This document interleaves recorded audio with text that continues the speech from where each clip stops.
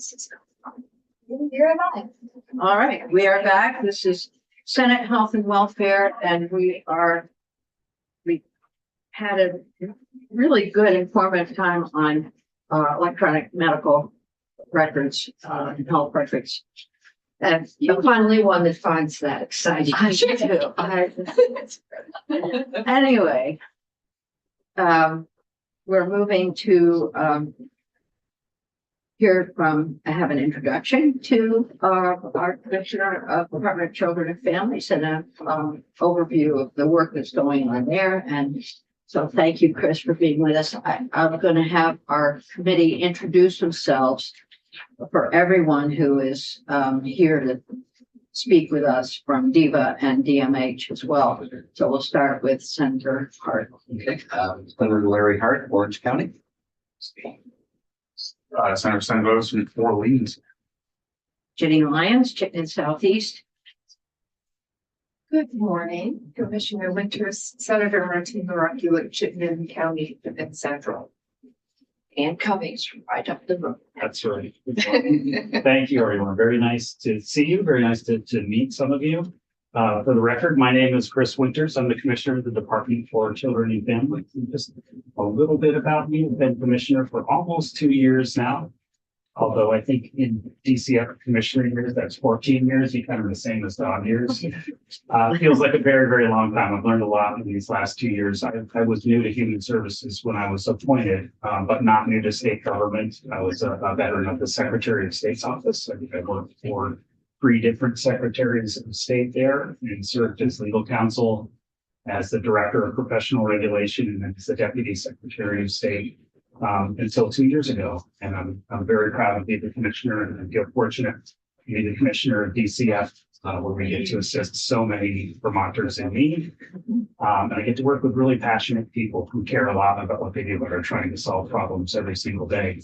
DCF is a very large department within a very large agency in state government, the largest department in fact, and within the largest agency in state government. So we have a broad array of responsibilities and a large number of employees and a large budget as well.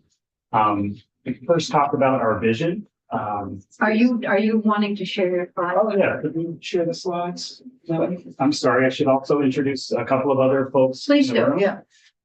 With me is also Nellie Marble, who's our Director of Legislative Affairs and Communication.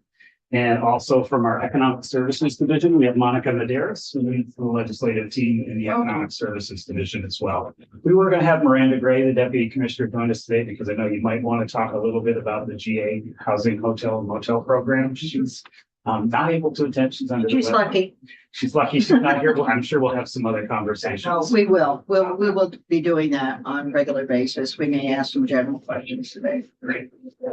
So it's a slide up. All right, go to that slide, please, Nellie. First, I'll talk a little bit about our vision. Our vision is that Vermont is a place where people prosper, where children and families are safe and have strong, loving connections, and individuals have the opportunity to fully develop their potential. Very broad statement for 6 large divisions we have within our office. Our mission is to foster the healthy development, safety, well-being, and self-sufficiency of Vermonters. And on the next slide, you can see those 6 divisions I was referring to. We have over 1,000 employees in the Department for Children and Families. I'll go through a slide or two on each one of these 6 divisions. Often the division that folks think about when they think about the Department for Children and Families is the Family Services Division. Got the acronyms under each one of these. I'll try to stay acronym free today. But the Agency of Human Services really does use, as you've probably heard from your previous witness here today, from DEVA and all the healthcare acronyms that are used there. AHS has a lot of acronyms and it takes a little while to get used to. We'll try not to use those today. Our Family Services Division is our largest division. We have the Child Development Division, the Office of Child Support, the Economic Services Division, the Office of Economic Opportunity, and Disability Determination Services are our 6 divisions in DCF. We'll go through an overview of what each of those divisions contains. First, in our Family Services Division. That's our division dedicated to child welfare and juvenile justice. The mission there from that division is to engage families, foster and kin caregivers, and partner agencies in the community to increase safety and law abidance for the most vulnerable children and youth in Vermont. That division is led by Erica Radke. You'll see that 3 of these divisions have deputy commissioners and 3 of these divisions have directors. Family Services is 400 plus employees. Our largest division is led by Erica Radke, the deputy commissioner. At the Family Services Division, we achieve our mission by working with families to keep children and youth safe at home, to keep youth free from harmful behaviors.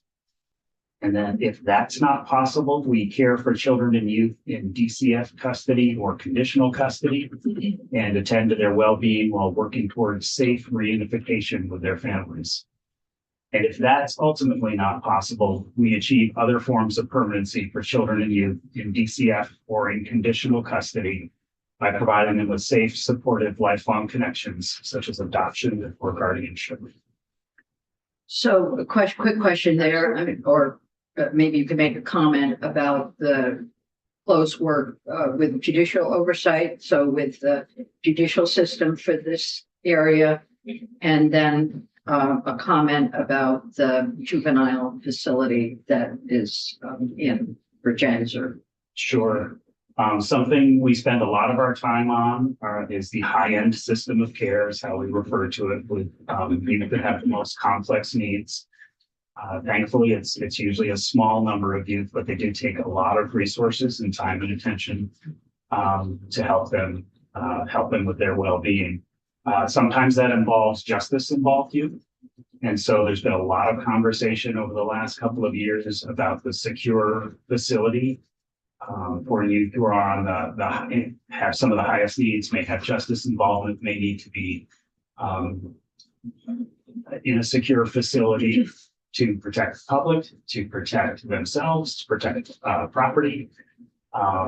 And so there's an ongoing debate, and as there should be, on how can we keep those numbers as small as possible through prevention, through placements in residential care, through placements in the community rather than a secure facility.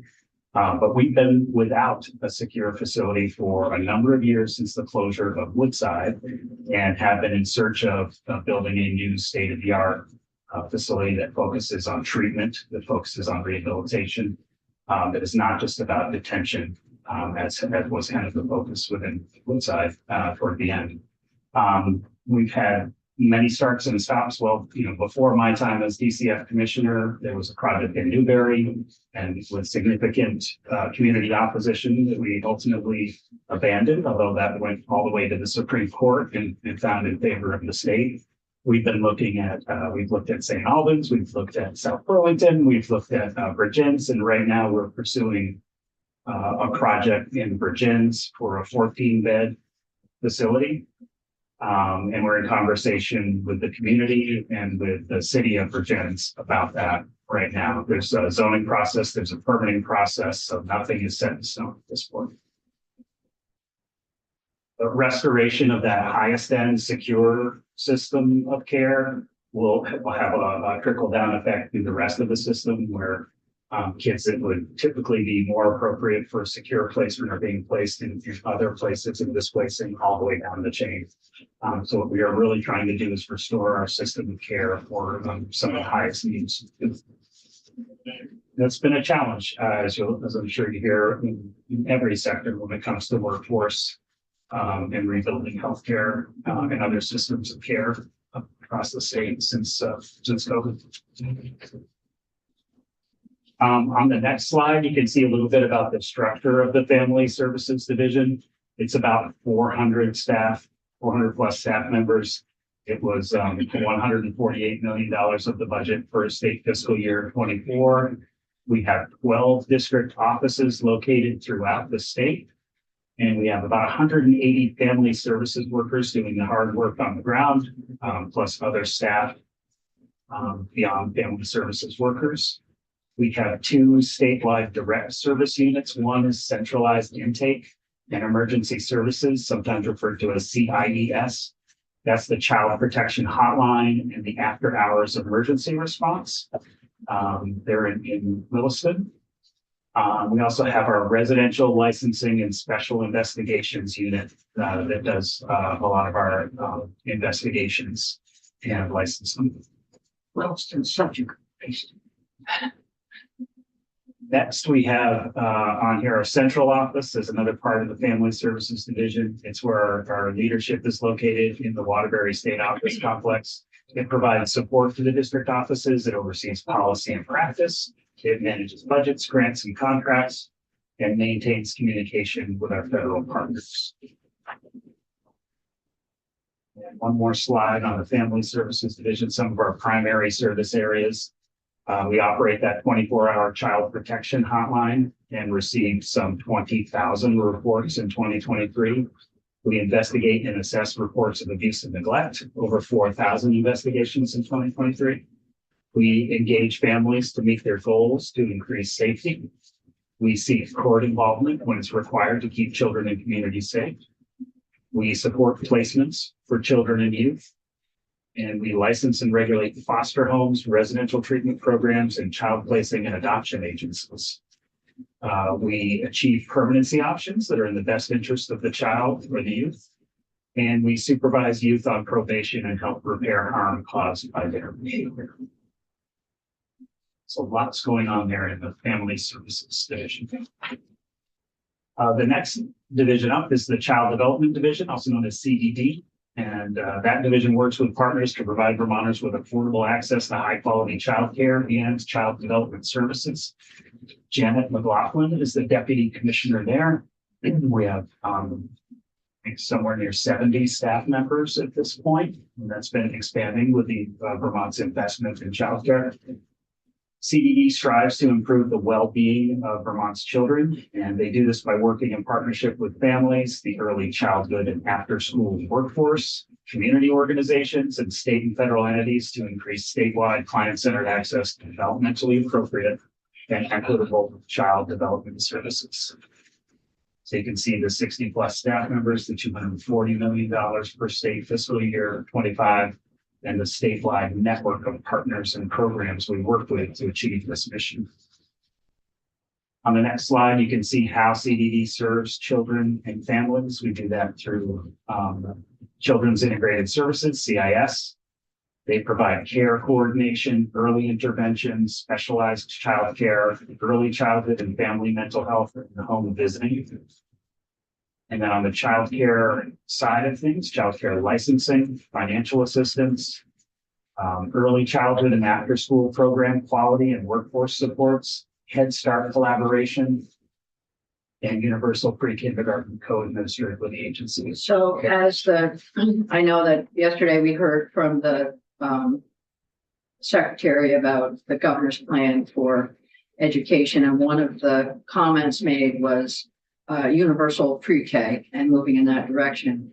So are there conversations going on right now about how universal pre-K will or will not be coordinated between CDD and AOE? That's always been a question, but you don't have to answer it now, but it's something that we would want to look at as the whole education reform process goes forward. Yeah, there's a constant conversation between I'm sure there is. and AOE and lots of moving parts, and even more so now. And I think there was a joint report on universal pre-K. Yes. And so we expect that conversation to keep going. I'm happy to have Janet McLaughlin or our person. We'll get Janet in at some point. That's useful. Thank you, Rick. So those all are great services that CDD is providing. How much more is there for those services in the community? Do you separate a lot of resources, whether that be staffing, funding, or? I think it's that's a kind of a tough question to answer at the moment, because CDD has grown so much just over the last 2 years with really a massive investment. To be something to talk to the Deputy Commissioner McLaughlin about. We're seeing, the uptake in childcare is finally coming to fruition. It's been taking a little bit while to build, but we're finally, I think, seeing a lot of growth there. would also encourage you to hear a little bit more about Children's Integrated Services. It's really a great model of wrapping and providing all services together in one place, kind of coming through one door. I haven't heard a lot about there being much more need than there is our ability to provide it at this point, but I think it's more of a building the infrastructure and kind of finding our pace with the new growth and the new programs and the new resources available. Janet can speak a lot more clearly to that today.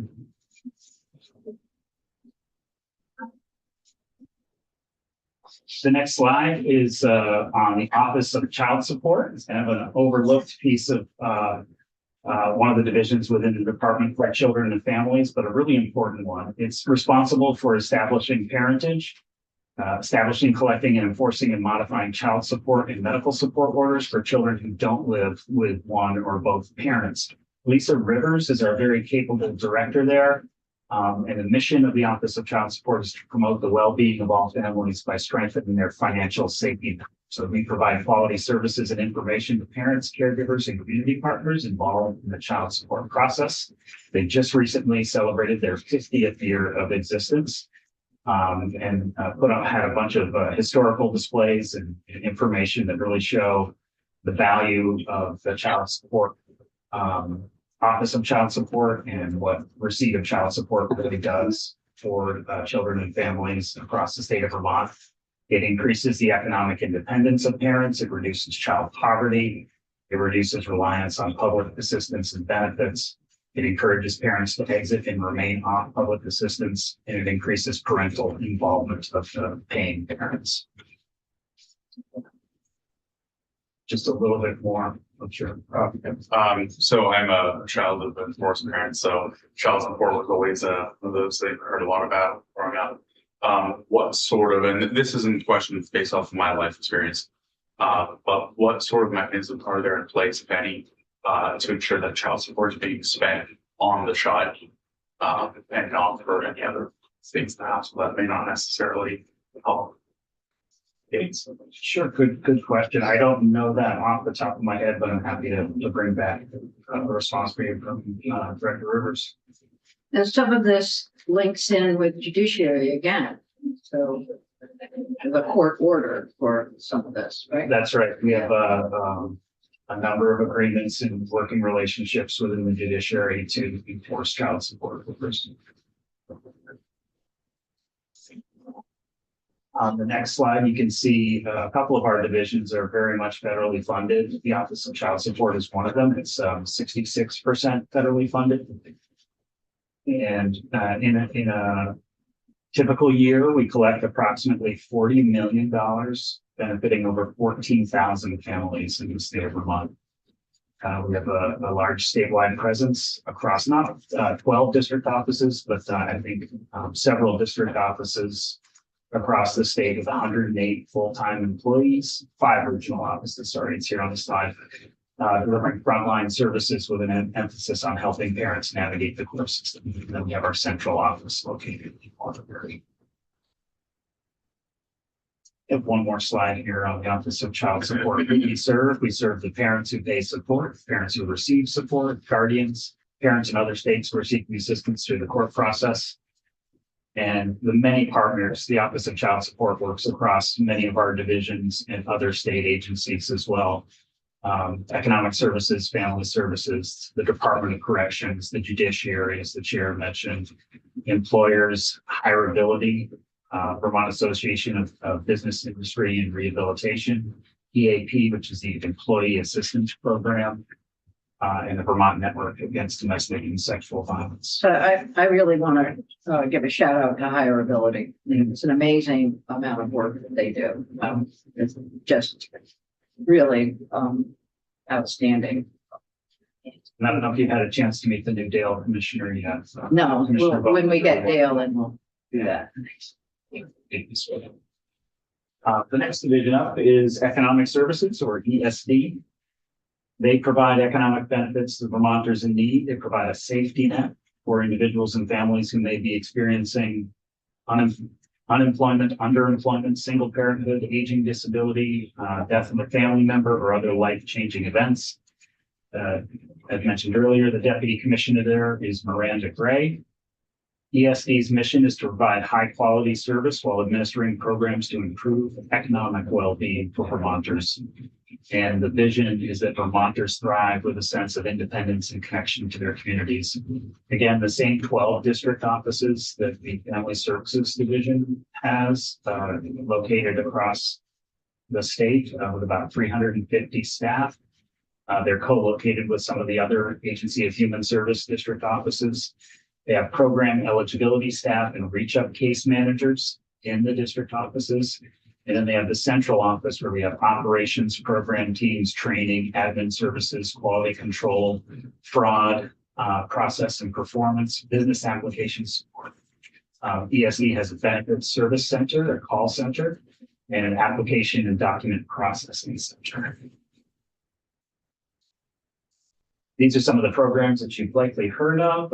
3 Squares, also known as SNAP, helps eligible Vermonters stretch their food budgets and put 3 healthy meals on the table every day. Program provides support with employment and training, farm to table, and nutrition and education. Another one that we hear a lot about is the General and Emergency Assistance Program, referred to as GA. It helps individuals and families meet their emergency basic needs.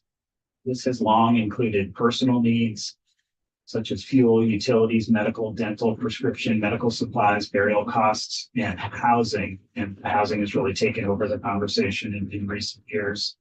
The Vermont Rental Assistance Program is part of GA and provides a short-term rent subsidy. Again, all of these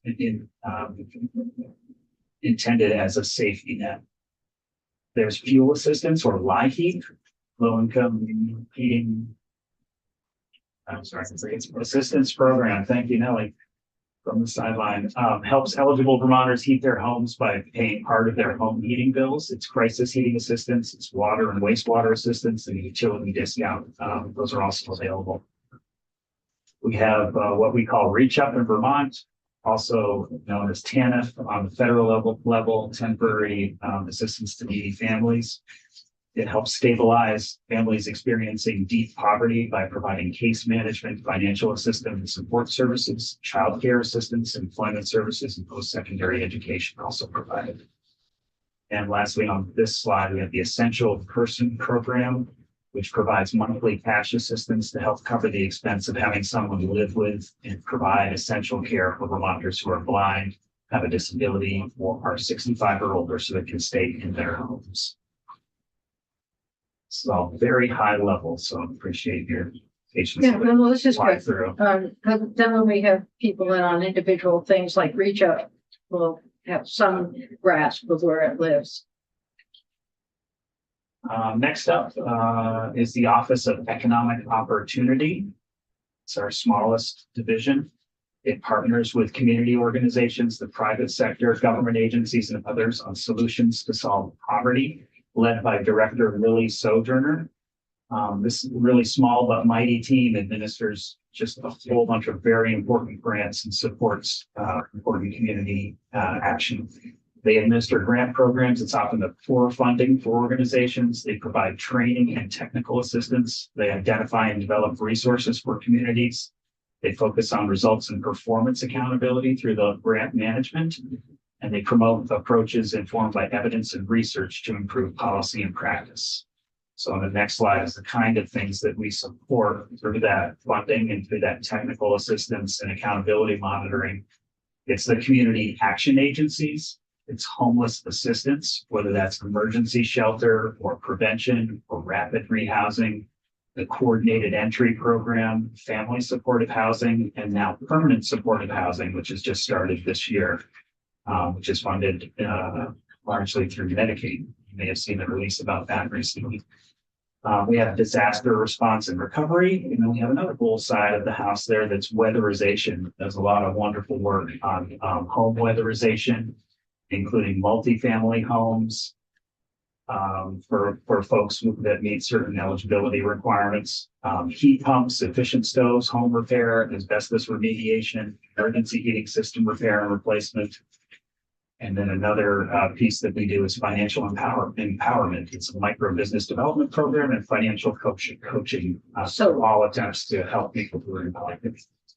Water and weatherization, and then back up to LIHEAP, that there are a number, how much of these two are funded and then sort of guided by federal dollars and federal rules?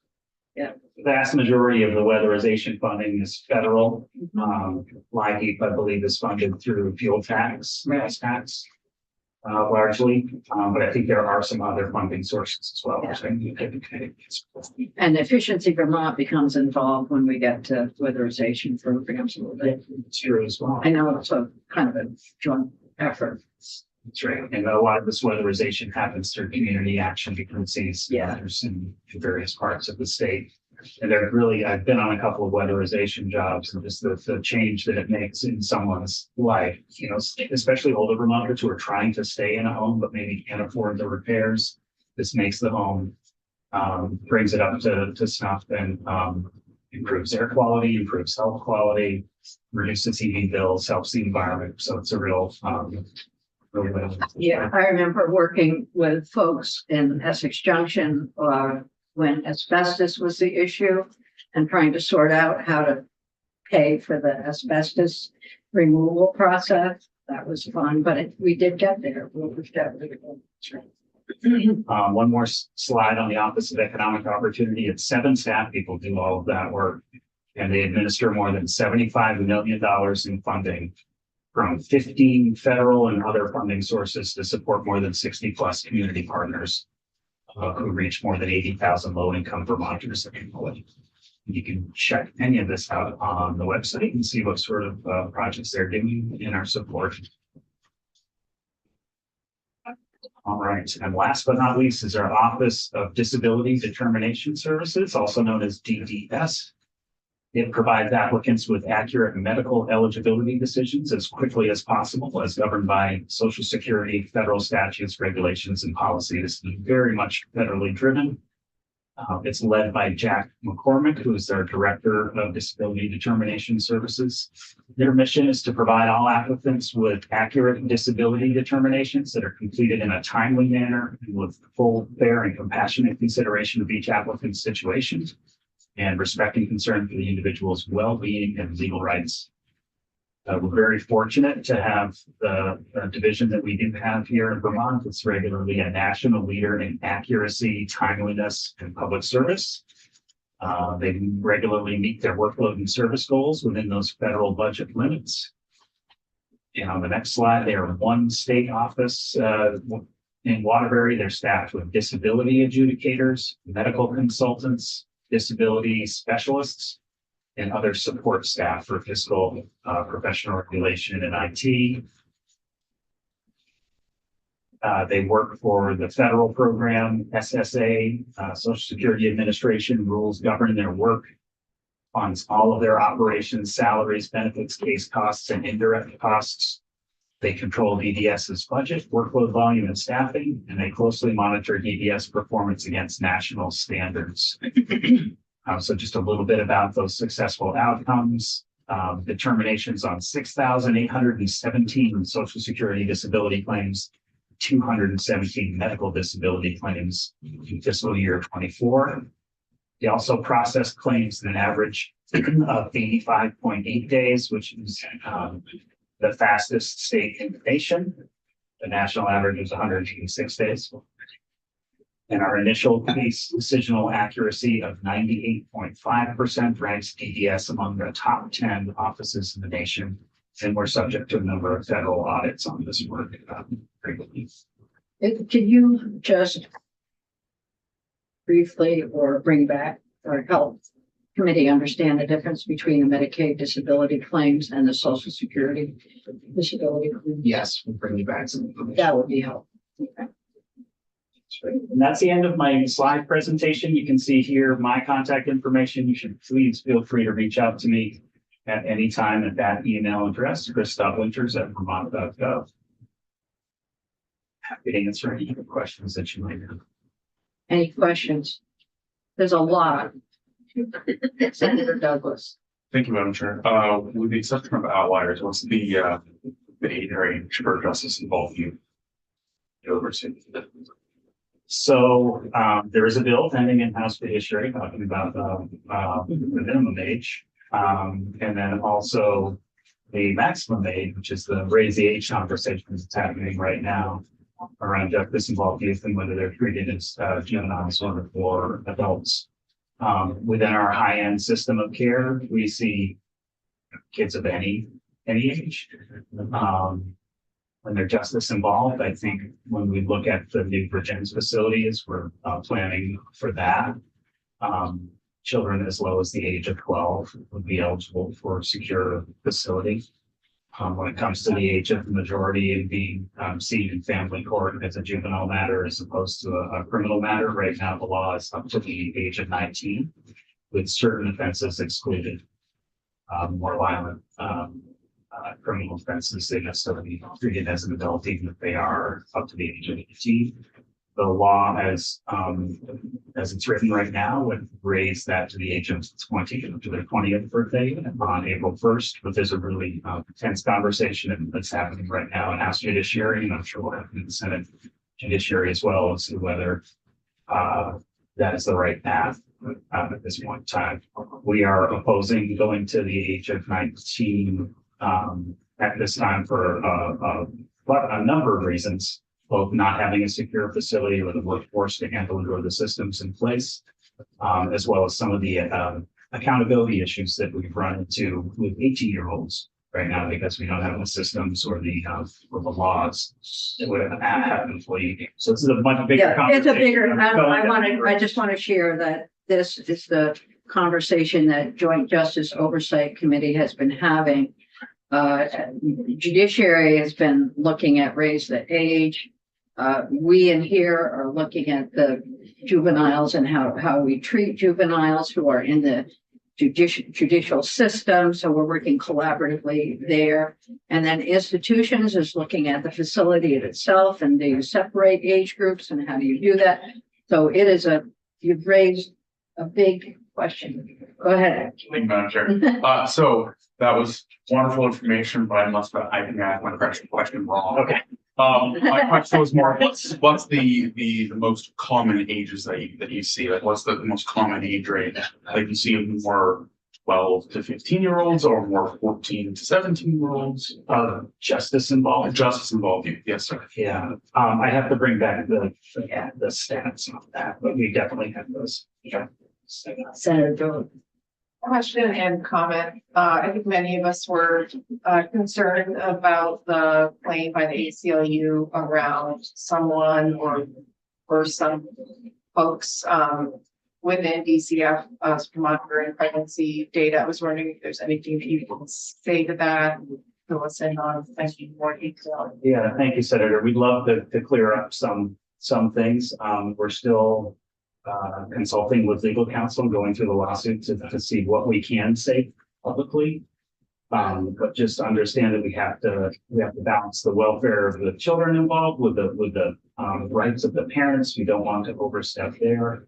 And just know that I think there are times when we talk about central intake and emergency services and the complaint hotline, and we get complaints into the hotline about maybe an expecting mother and a child that would be born into a concerning situation. I think it's our responsibility to pay attention to that. But as far as the specifics around this case, I think we'll hear a lot more facts come out through the legal proceeding. And just know that what has been reported is the plaintiff's filing, and there's a lot more information yet to be shared. And if we can make a more specific public statement, we will do that soon. Thank you. And I guess the question is a good one. It's please keep us informed. Absolutely. Yeah, that as much as you can to the extent practical. Or legal. Thank you. Thank you. I think we're set. This is good. We're gonna move on to DMH, Department of Mental Health. And the commissioner could not be here with her apologies. I think she said. Thank you. And so, Kiki's, invited the deputy commissioner to come in with me and Laura. Are both here. Are they both?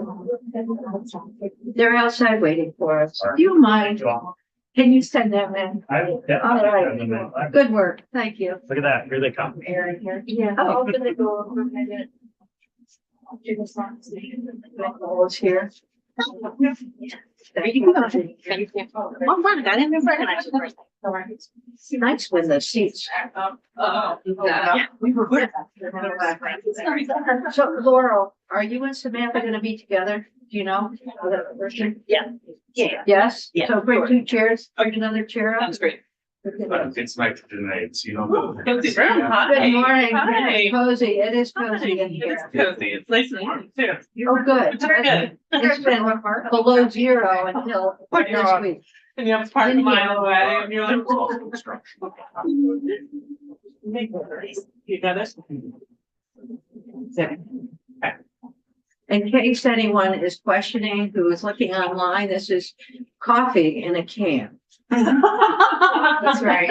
I'm trying to find out how much you got. And it's not Guinness. I have no idea. It does not say. I've already But it looks Or cool. chat. Where is Okay. that coming?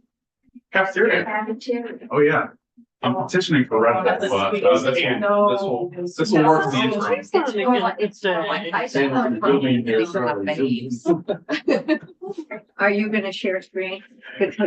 Yes. Yeah, okay, we'll wait until you're ready. Hold on. We'll wait until you're ready and then we already introduced ourselves, but we'll do it again because you weren't in the room. That'd be good. Why don't we do that while you're getting organized and then, so we'll start with Senator Hart. I'm Senator Larry Hart from Orange County. Senator Sam Bowden from Orleans County. I work for LCMHX. Oh, very good. Jenny Lyons, Chittenden Southeast. Martine Laurent Cuba, Chittenden Central. And Cummings, Washington District. So you've got it. Yeah. Good. Nice to meet you all. Thank you. Are we good to start? Yes, we are. It's all yours, please. Okay. So for the record, I'm Samantha Sweet, and I'm the Deputy Commissioner at the Department of Mental Health. I'm Laurel Oland. I'm the Director of the Child Adolescent Family Unit at the Department of Mental Health. So we're going to start by giving you a pretty quick overview of the Department of Mental Health. Then I'm going to turn it over to Laurel to move into the children's system of care. So I'll start with the mission and vision of DMH. And if we say any acronyms, please stop us because it's kind of second nature for us, but we're trying to be really mindful of that. So this is super important. So I just want to read it really quickly for everybody. The mission of the Department of Mental Health is to promote and improve the health of Vermonters. The department resides under the AHS, Agency of Human Services, and has the same critical mission as Agency of Human Services, and that is to improve the conditions and well-being of Vermonters and protect those who cannot protect themselves. The vision, which is very important to us, is mental health will be the cornerstone of health in Vermont. People will live in caring communities with compassion or in a determination to respond effectively and respectfully to the mental health needs of all citizens. Vermonters will have access to effective prevention, early intervention, and mental health treatment and supports as needed to live, work, learn, and participate fully in their communities. So we're going to explain what do we do at DMH. And so we are responsible through statute for the mental health system of care of Vermonters. And you'll see on the right is our statute, which I'm sure most of you have seen already. What is important and what I want to highlight today is the last paragraph or the last sentence of this.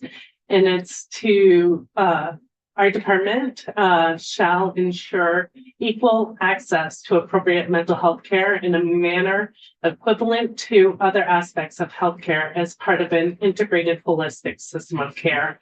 And that's really important as we're looking at the person as a whole. Next, we are composed of 302 staff, which includes 2 facilities, which we'll talk about in a second. So majority of our staff at DMH are within our facilities. As you'll see, we have 233 staff at the 2 facilities and then 69 at central office in Waterbury. We handle a budget of 326 million that supports mental health services to over 25,000 Vermonters. And if you get out your readers, you can see that majority of the pie chart is our community-based system. And we'll talk a little bit more about the community-based system in a second, but that's really the foundation of what we want to see in Vermont. Can I ask you a quick question? And this you could bring back, but right now we're going through an Act 167 transformation process, and one of the significant goals of that is to better integrate acute and chronic care with community services. And how much are you, in your roles and capacity, involved in that process? So great question. Do you know? You can bring it back. Maybe we'll have to bring it back because I'm not because sure we're. Yeah, we're going to hear from your secretary and others about this, and we'll ask the same question, but this is a heads up. So Yeah. we're just trying to sort Yeah. out what does the timeline look like and who's going to be doing what where. Yeah. We should be at the table for that, and so Yeah. we may bring Oh, that I'm back. sure. Yeah. Yes, yesterday in government office, we were given a form about, yesterday from somebody in there, I can't remember who it is, they gave me the book. It said that the Department of Mental Health was down over 70% on staff. Is that correct?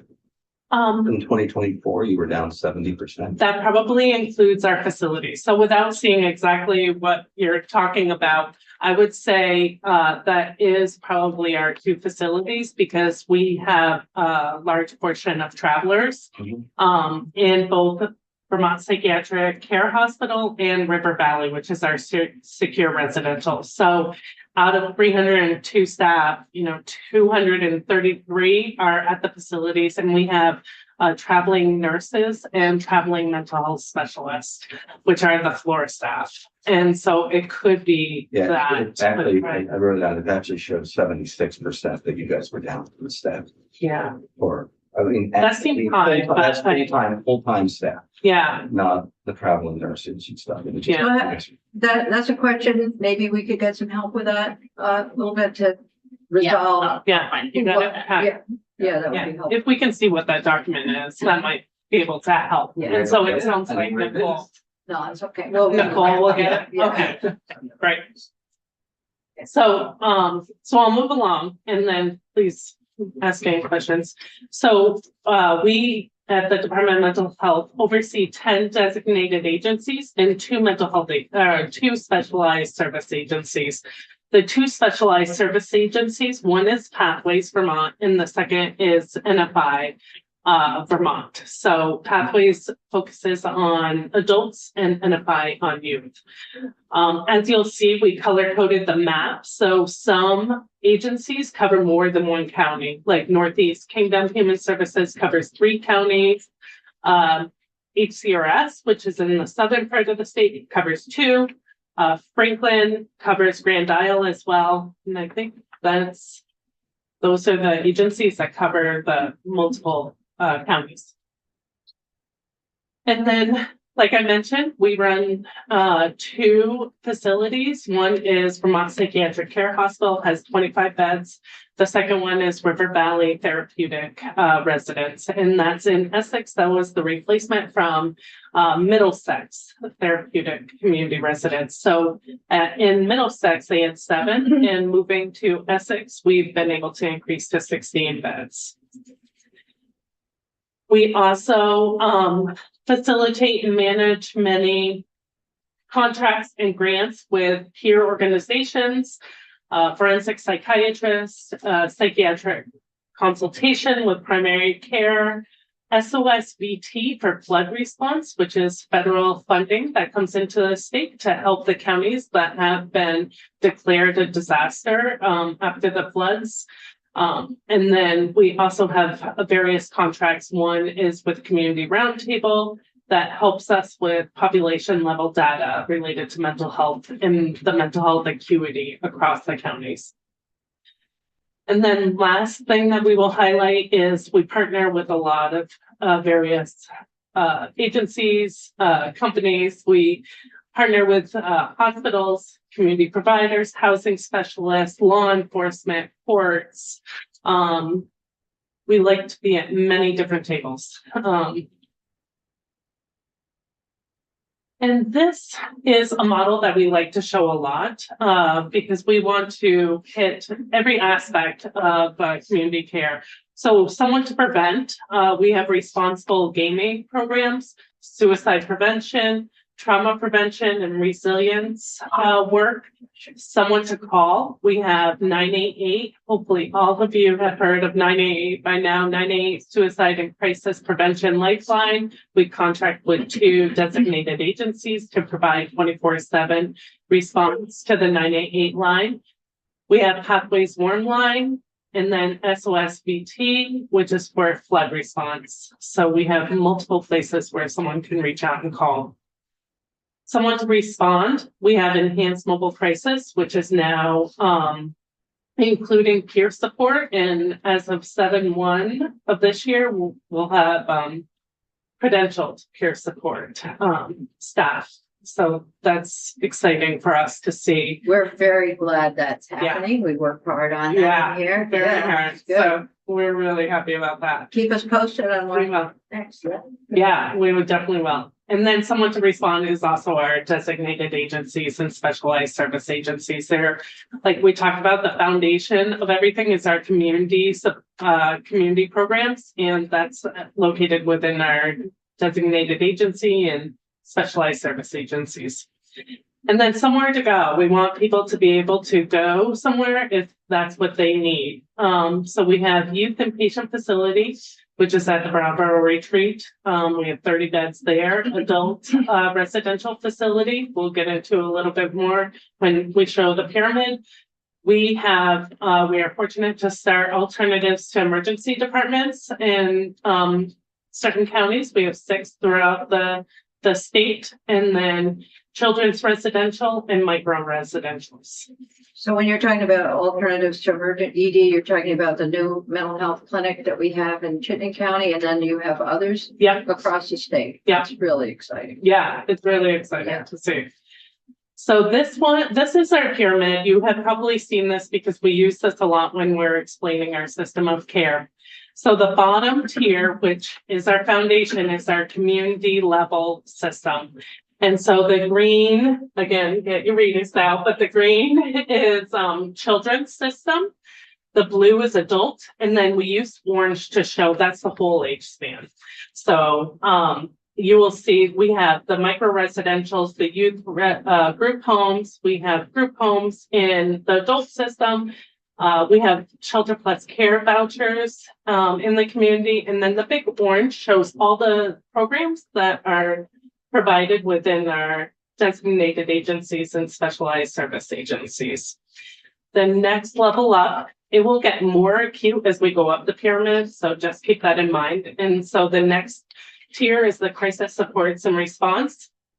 And we have children's crisis stabilization program, some diversion program for youth, our mental health urgent cares for youth as well as adults. And we still have adult crisis beds in our system. And then new and exciting, super small on the screen, so I keep leaning in, excuse me, is our crisis. We have 988 Crisis Lifeline and our Enhanced Mobile Crisis, as well as our current crisis assessments that we've had in our designated agency system for a while. We may want to talk about the enhanced mobile crisis at some point, not right now. Okay, yeah, we can definitely get into that. That is exciting to talk about, so I could talk about that all day.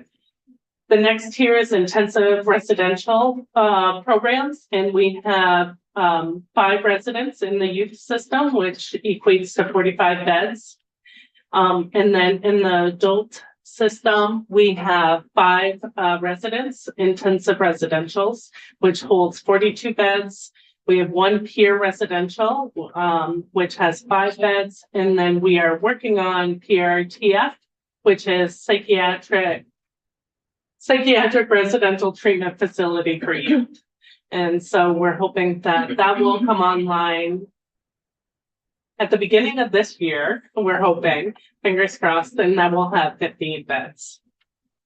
So those beds are really helpful to have as youth and adults are stepping out of inpatient units, and they can step down to intensive residential and then potentially back into the community or into a lower level residential program. So we like to have the flow of all these programs, and that kind of keeps people out of the emergency room, or emergency room wait times less if we have that flow. So the next tier is secure residential, which is 16 beds. I talked about this already. It's the River Valley that replaced Middlesex Therapeutic Residence, and that has 16 beds in Essex. And then our highest tier, or our highest acute program, are inpatient hospitalization beds. And so right now we have 1 facility that has 30 beds for youth. And then we have more adult beds in our system. We have general inpatient beds, 7 facilities, 7 hospitals hold our general inpatient beds, and that equates to 142. That's as of right now. Things may change with CDMC and what they're going to do. And then level 1, we have 3 facilities, which is Red River Retreat, has some level 1 beds. Level 1 is the most acute client in our system, and they need more intensive supports while they're on that unit. So we have beds at Red River Retreat. Vermont Psychiatric Care Hospital is considered all level 1. And then Rutland Regional Medical Center has 6 beds there. So that equates to 57 beds in our system. And next slide. So we're gonna, there's a report coming in next fall on recovery residents, sort of the global look. Yeah. System. And we know there are co-occurring folks with co-occurring disorders. And are you working with them at all on that? We are. So I should back up and actually add our crisis system of care. So our 988, our enhanced mobile crisis, all our alternatives TED can serve and should serve both mental health and substance use. So I should have said that when I was presenting and missed that. So, but we are also at that table with substance use talking about co-occurring care. Thank you. Yeah. So I'm sorry, I should have added. Do you have anything to add on that pyramid? Okay. I'll talk through some. Okay, I'm gonna give us a heads up. I'm gonna probably can we do it in 7 or 8 minutes more? I know you can't. Well, so let's try and finish it quarter of for you, because we also have Diva coming in. I suspect theirs is gonna be a little less because we'll have them in a lot more. Okay. I might not go into depth on some of these aspects, but Yeah, if you you can- have the you can- slides. I'm glad to come back Yeah. at any point to Oh, good. go through them. That might be good. So I did want to talk a little bit. I think there was interest in hearing more about the childhood and family part of the system. Yes. So I want to talk a little bit about how our Vermont children and families doing. What is our system structure like? What are some of the challenges within it? So this first slide was really to get at how are they doing? And I think it's no surprise, both in Vermont and nationally, there are concerning trends about increasing mental health needs among youth through all ages, and it's impacting families. So families are stressed. We know, especially this is some of our population level data that we get through a contract with Vermont Child Health Improvement Program, looking at some of the national surveys. One is the National Survey of Child Health, and the other is the Youth Risk and Behavior Survey. And so this is really just honing in on what are some of those elements that we're aware of. So we know that mental health concerns among youth, school age youth especially, have increased since the COVID pandemic. And then we've been able to dig a little bit deeper into the youth risk behavior survey results, looking at knowing that about, I'm just glance at my notes here. 23% of Vermont high schoolers indicate that their mental health was not good most of the time. And 11% said it was not good all of the time. So we want to understand a little more of those. So Yeah. I won't go too much into this detail. If you want more, we can go to it. Right, we do want more at some point, because one of the interests, I think, in here, at least mine and I think others, is the link between you and AOE and how kids are cared for, particularly at the middle school level. And I happen to have a daughter who works at that level as a mental health counselor. So how is that all going? The more information we get there, the more we can provide prevention policies. Yeah. Let's go to the next slide. All right. So this was just a little more example of the difference between kids who feel like they matter in their community and how that impacts their sense of mental health compared to those who don't feel they matter. Next slide. This is a framework that we try to use, the public health approach to understanding how do we get at the needs of all children and youth? How do we target those who might have risk related to mental health concerns, and then how do we address the intensive needs of some? And we know that the resources across these levels are almost like the flip of this triangle, essentially. Yeah. So can we go to the next It's slide? always the top 1% that needs 99%, isn't it? Yes. Yeah. So if we could, in your mind, visualize that levels of care that Sam walked us through, this really is getting at that bottom foundation one of what is available in our community mental health programs for children and youth. So the focus obviously is children, youth, and families who are experiencing emotional or psychological distress and having problems just adjusting to life situations, as well as developing potentially more significant mental health concerns. And so we have a framework of how we approach that. Primarily, this is provided through our designated and specialized services agency, but we also know there's a network of private providers around the state and trying to ensure that we are coordinating as possible. We also know that children, youth, and families show up in different settings where delivery of mental health services can be really beneficial, like in schools, like in primary care offices, as well as in the homes in the community. Yeah, we heard from the blueprint yesterday. Great. We have some initiatives to support enhancing in those different settings. So next slide. I did just want to ground us in the federal law as it pertains to children, because it is different than for adults. Any child who is enrolled in Medicaid has rights under the federal mandate of early periodic screening, diagnostic, and treatment benefit of Medicaid. So EPSCT is the common acronym that we use in our realm, but it is it's been in place for decades, and it is designed to assure that children get early detection and care, so the mental health problems, or excuse me, health problems in my realm, mental health problems, are averted or diagnosed and treated as early as possible. This is about getting the right care to the right child at the right time in the right setting. And I will note the third bullet down, the end of it, they even go so far as to say whether or not such services are covered under the state plan. And so that is a thing that we are need to adhere to, and it has some challenges to really meet this high standard for all children when we have some gaps in our provider network or just challenges in that sense. Next slide, please. I will note that there was recent guidance issued in the fall from CMS around really ensuring compliance with EPSCT mandate, and forthcoming guidance will be coming, and they call out the population of youth with mental health and substance use concerns. Yeah, I mean, one of the concerns of obviously everyone is going to have is what's coming next. Yeah, yes. I did want to call out the new name, might look familiar to you, but the Vermont Consultation and Psychiatry Access Program, which is one way that we're trying to improve access to mental health care. This might be familiar to you as the Vermont Child Psychiatry Access Program, but we have merged with the Perinatal Psychiatric Consultation Service, both of which are funded with federal grants, one to the Department of Mental Health, one to the Department of Health, plus some private foundation funds through Four Pines Fund. And so what this service does is it provides consultation to Vermont primary care providers and OB providers who have questions about the mental health concerns of their patients. And so they can call this number and get psychiatric consultation, as well as a social worker who can help them think about diagnosis, treatment, and referral recommendations.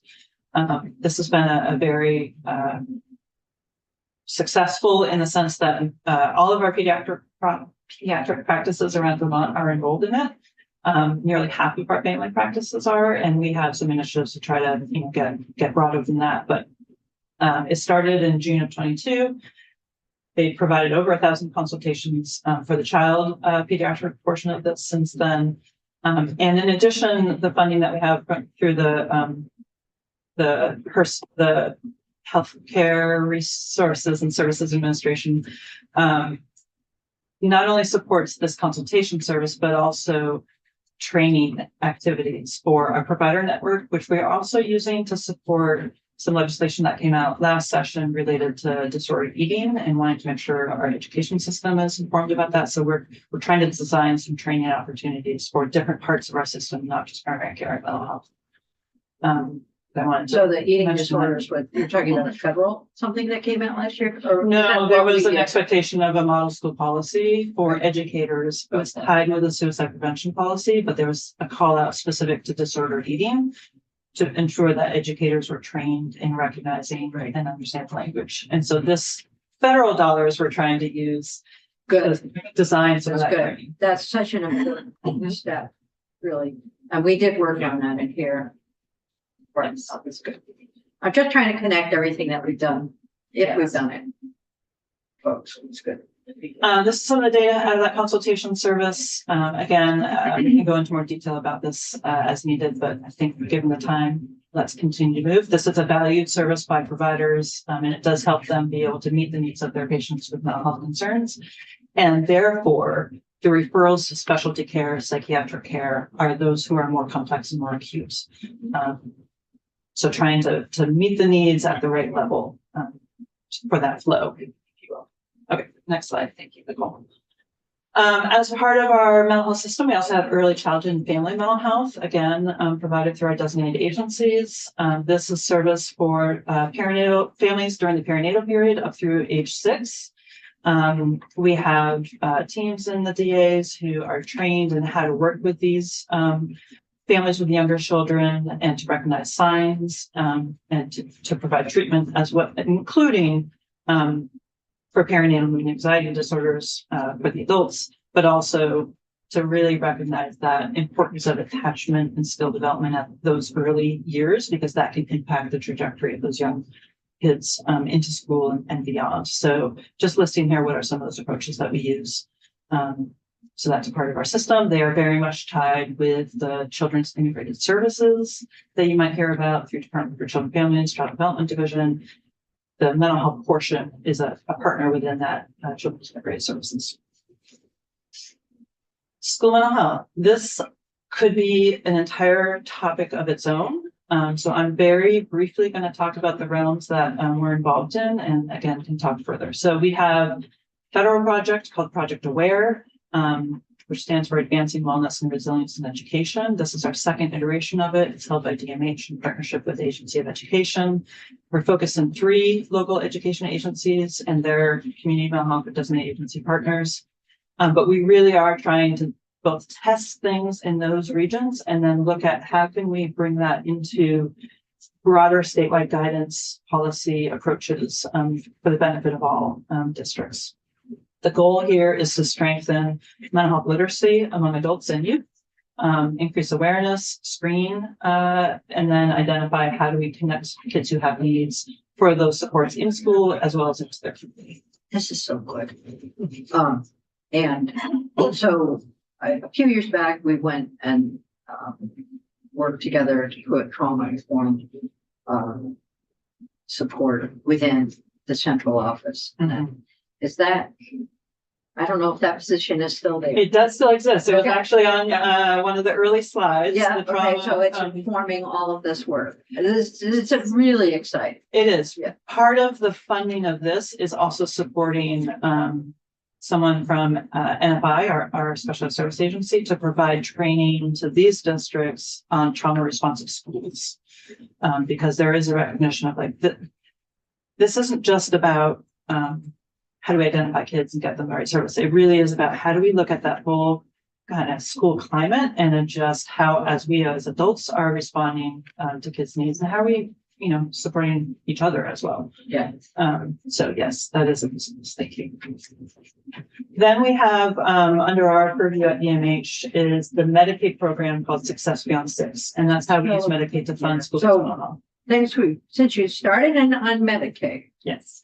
maybe we should put a stop here and we'll come back to mental health another day. We Okay, want to sure. do that. There's a Yep. lot here that we're There very is a lot. interested in and excited about, and all the good work that you're doing, because it's terrific. It really is terrific.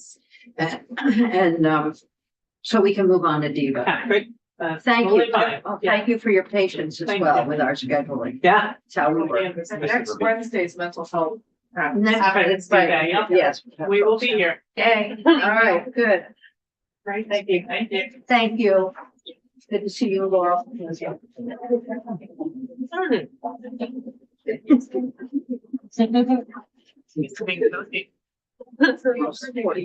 Up first. That is huge. Huh? That is huge. It is. All right, wow. Continues. All right, so are they in the hall or on? They're in there. Yeah, okay, good. So ready to go. Welcome. Maybe we could close the door. Yeah. And Although we'll the get air you is right right. up into the hot seat. Oxygen's great. Yeah. It's warm here.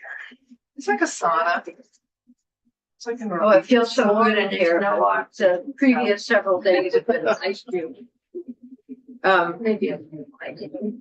Commissioner Groves, thank you for being here. Thank you for having me. We're gonna do a quick introduction. And, this is not the first time that you will be in the room to talk about what Diva does. Obviously, we're crunched for time. So we'll ask you to be, as efficient as you can today. And then we'll have you in another time to finish up some of our discussion. So we're gonna start over here with Senator Hart here. Senator Larry Hart, Orange County. Same focus. Jenny Lyons, Chittenden Southeast. Tila Rock-Ulick, I am Chittenden Central. Cummings, Washington District, right here.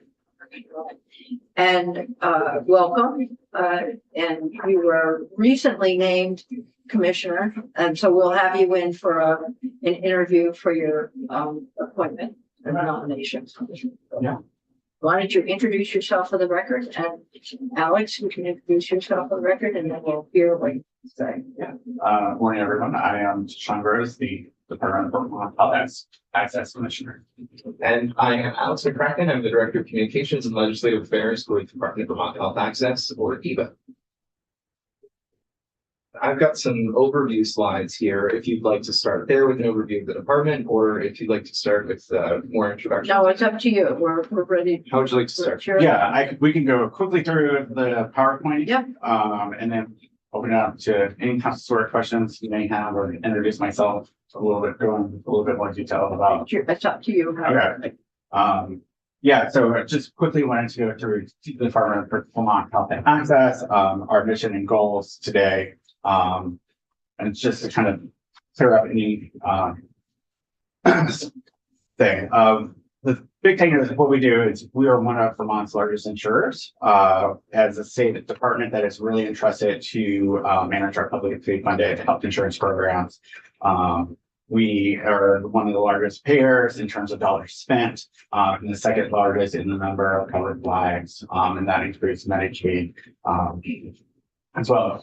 Vermont is newly different, as DEVA serves as a managed care entity for this for the Medicaid program, and this allows us to have some more flexibility than them and then others. Just turning to our missions and values, the mission is to really improve Vermonters' health and well-being by providing them with access to high quality and cost-effective healthcare. The way that we do that is by connecting them to health plan options that really cover their essential needs and preventative care. And as a state agency, we are accountable to the taxpayers as well as our enrolled members. We serve as administrator for Vermont's healthcare eligibility and enrollment system, Vermont Health Connect.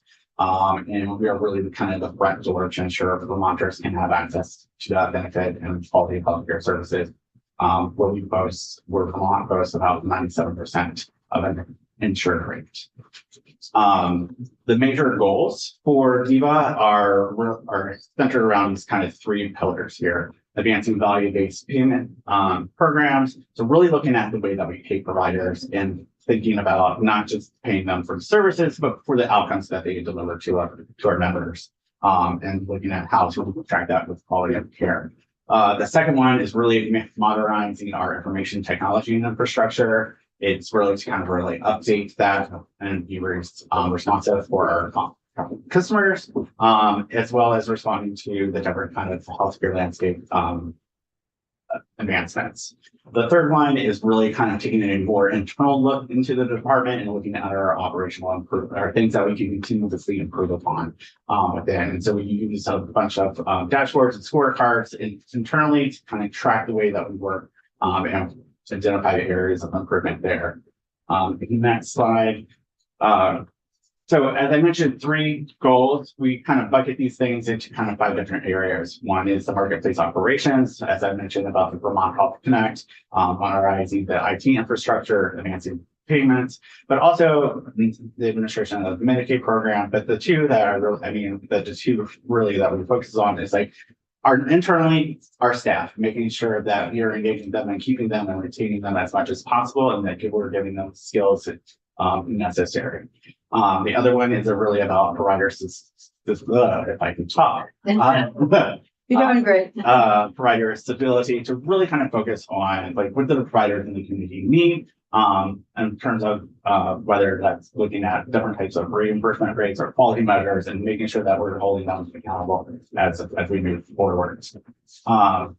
Just quickly, just kind of areas that DIVA touches on, as I mentioned, Vermont Medicaid, Vermont Health Connect, healthcare providers that serve Medicaid beneficiaries, any sort of kind of value-based payment initiatives we are involved in. We also work closely with the Agency for Digital Services around the information technology that kind of helps our Medicaid and Health Connect, as well as working with the agency around their global commitment to help waiver for the global commitment waiver, aka the 1115 waiver.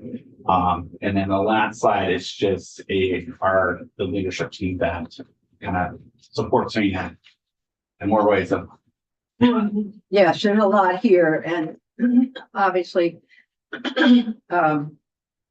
you'll be back in multiple times. I mean, one of the things that we'll be looking at fairly soon is the Act 167 work that's going on and how Medicaid is involved in that. Yep. And then as well, we're also looking at modernizing the IT infrastructure for folks to improve access. So we'll be looking at that, and then how primary care fits into all of this. And it will be helpful also to understand relationships that you have between commercial insurers, in particular on the qualified health plans and other areas. And then finally, how you work with the Green Mountain Care Board that has a whole set of regulatory requirements akin to what you're doing with Medicaid, they're doing with commercial and hospital. So there's a lot that we need here. Yeah, it sounds like we'll have you back a lot. Sounds like a plan. Yeah. And then, yes, so I'm going to just open up for questions here.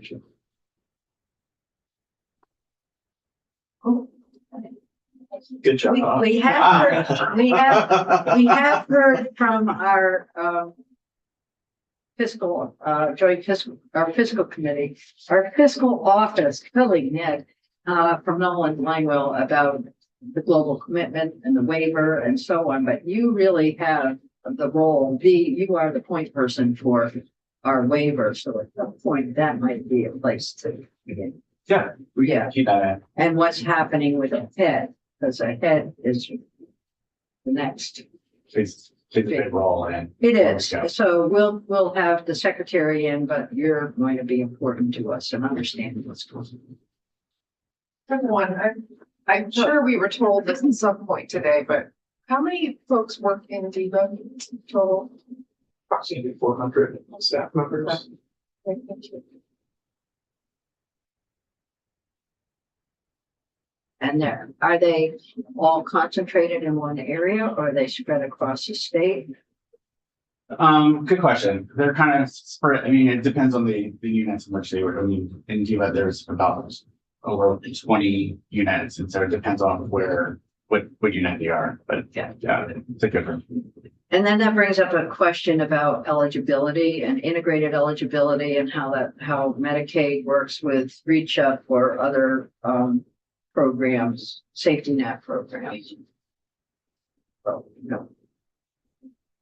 I think that's probably another discussion. Oh, but- yeah, it's not tactic. No, but just so you know, that might Yeah. be something to ask.